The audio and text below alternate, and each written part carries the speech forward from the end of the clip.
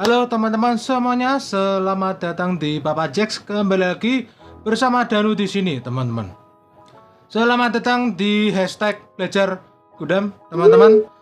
Di video kali ini, teman-teman, aku akan membahas seberapa mengerikannya Living Dead Division di seri Gundam Thunderbolt.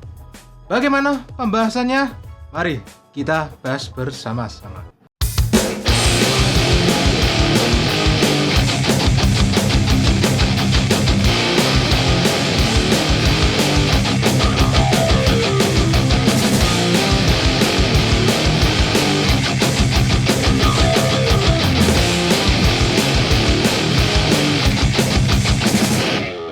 Gundam Meister. Living Dead Division adalah sebuah divisi Zeon, teman-teman ya, yang ada di seri Gundam Thunderbolt. Divisi ini berfokus menjaga set 4 yang bernama Mure ya teman-teman, Mure ya, agar tidak diambil kembali lagi ya oleh pasukan federasi yang bernama Mure Brotherhood. Ya, dimana Mure Brotherhood ini ya teman-teman adalah sisa-sisa survivor dari set 4 yang ingin merebut kembali wilayah mereka ya teman-teman, yaitu set 4 Mure. Living Dead Division, teman-teman ya, adalah sebuah divisi dari Zeon yang di dalamnya itu berisi tentara-tentara Zeon yang menyandang disabilitas. Nah, kenapa kok bisa menyandang disabilitas ya? Karena ini ya, mereka tuh akibat kecelakaan atau korban perang ya teman-teman ya, di mana tentara Zeon ya teman-teman di divisi ini banyak kehilangan kaki, tangan, mata, atau bagian lainnya teman-teman. Di Living Dead Division ini teman-teman, semua tentara mengalami disabilitas atau cacat perang ya, yang punya disabilitas atau cacat perang ya teman-temannya, akan dipasangi bagian tubuh prostetik atau bagian tubuh palsu untuk menanggulangi atau membantu mengatasi kecacatannya. Misal tangannya putus teman-teman ya, dipasangi tangan palsu gitu ya teman-teman ya. Sekaligus ini juga sebagai syarat untuk pilot MS-nya atau pilot mobil suit-nya ya teman-temannya, untuk menggerakkan MS langsung ya teman-teman ke syaraf atau pikiran teman-teman. Jadi teman-teman bagian tubuh prostetik ini ya teman-teman ya, nggak hanya untuk menanggulangi kecacatannya aja teman-teman ya, nggak hanya untuk membantu berjalan, beraktivitas teman-temannya, tapi sebagai kendali utama juga untuk menggerakkan MS atau mobil suit-nya teman-teman. Karena sistemnya di di Living Dead Division ini teman-temannya, semua semua fungsi pergerakan dan lain-lain langsung masuk ke syaraf atau pikiran. Kenapa teman-teman ya? Karena ya ini biar lebih cepat aja teman-teman, kan terhubung sama langsung ke syaraf teman-teman ya, otomatis sistem akan mengikuti respon dari saraf tersebut teman-teman. Misal ini ingin booster ya teman-teman, ingin menghidupkan booster atau manuver gitu teman-teman. Kalau refleksnya pilotnya cepat ya berarti itu refleks dari sistemnya pun juga cepat teman-teman. Jadi aktivasi booster juga lebih cepat ya teman-temannya, terus pergerakan juga lebih dipercepat lah. Pokoknya lebih respon itu sesuai sama refleks dari saraf. Pokoknya gitu teman-teman. Nah, itu untuk pengenalan dari Living Dead Division. Sekarang kita bahas bagaimana mengerikannya Living Dead Division ini teman-teman. Yang pertama teman-teman yaitu medan tempurnya. Seperti seriesnya ya teman-teman, yaitu judulnya ya Gundam Thunderbolt. Di series ini kita akan fokus pada sebuah sektor yang bernama Thunderbolt ya teman-teman, yang berada di set 4 Mure ya, set 4 Mure. Ingat teman-teman, set 4 Mure. Di mana di lokasi Thunderbolt ini ya teman-teman, seperti namanya Thunderbolt.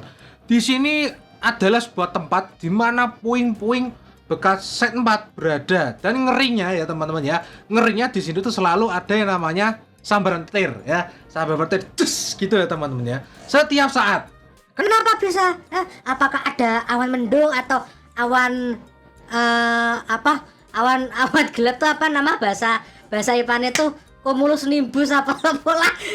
Aku lupa, IPA-ku jelek cuk. IPA-ku welek. Ya, pokoknya gitulah, awan hitam. Apakah ada awan hitam? Enggak ya teman-teman, bukan awan hitam teman-teman. Kenapa bisa kok ada sambaran petir setiap saat teman-teman ya?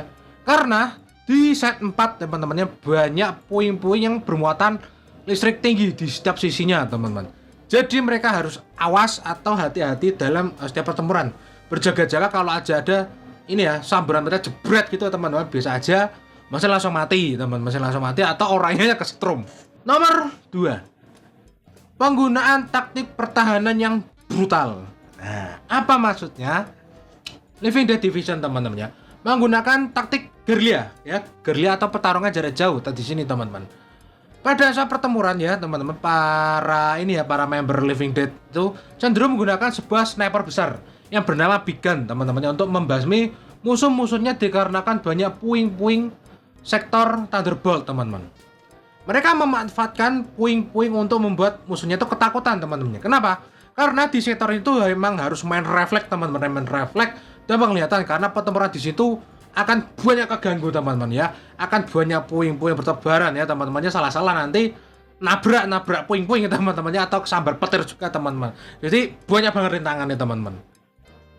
Ditambah lagi para tentara Living Dead ya teman-teman juga menggunakan sniper ya teman-teman ya, sniper besar teman-temannya. Yang di sini yang akan membuat musuh itu akan takut dan kebingungan di mana arah dari tembakan tersebut teman-teman ya.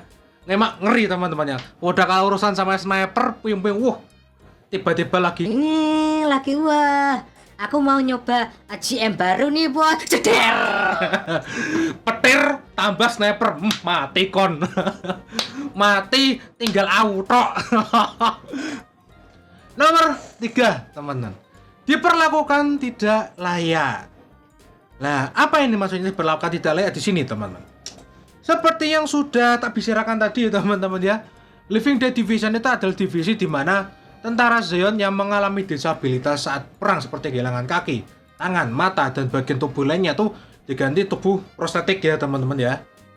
Nah, dengan seperti itu sudah mengibaratkan sosok seorang mayat hidup teman-teman ya. Nah, terus di sini letak bangsatnya dari Zeon teman-teman ya, letak bangsatnya. Mereka tuh mereka tuh yang di Living Dead Division itu diperlakukan kayak orang buangan teman-teman ya, diperlakukan kayak orang buangan atau sampah ya teman-teman ya, dimana yang harusnya kalau ada yang menjadi cacat dari pertempuran kan harus dipulangkan teman-teman ya.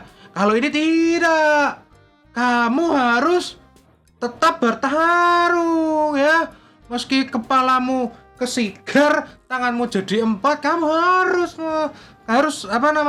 kamu harus ikut pertempuran ya. Tai.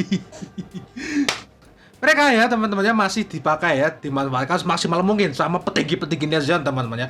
Kalau ada cacat ya dipasang itu beberapa estetik teman-teman ya, dan dipaksa bertarung berperang sampai mati ya teman-teman ya. Dan juga di sini mereka biasa digunakan sebagai umpan juga teman-teman ya. Apabila mereka mati juga nggak dipedulikan karena ya mereka tuh kayak mayat hidup aja teman-teman ya. Ya udah kayak mayat hidup, oh kamu mati, oh ya udah, kenapa? 4 teman-temannya selanjutnya yaitu beban psikologi yang berat. Karena mereka tahu ya teman-teman, mereka tuh hanyalah sebuah alat dan mayat hidup teman-teman. Jadi mereka tuh tidak segan-segan akan mengorbankan temannya sendiri ya di pertempuran. Kenapa mereka bisa begitu ya teman-teman ya? Karena ya di pikiran mereka tuh kita tuh hanya mayat hidup kita dan yang lain itu nggak penting juga. Kamu mati juga saya nggak pikiran ya, mati aja kamu. Jadi mereka itu memang nggak ada perasaan sama sekali teman-teman apa-apa ke temannya. Kalau keadaan mendesak ya udah tembak aja, korbanin aja teman-teman.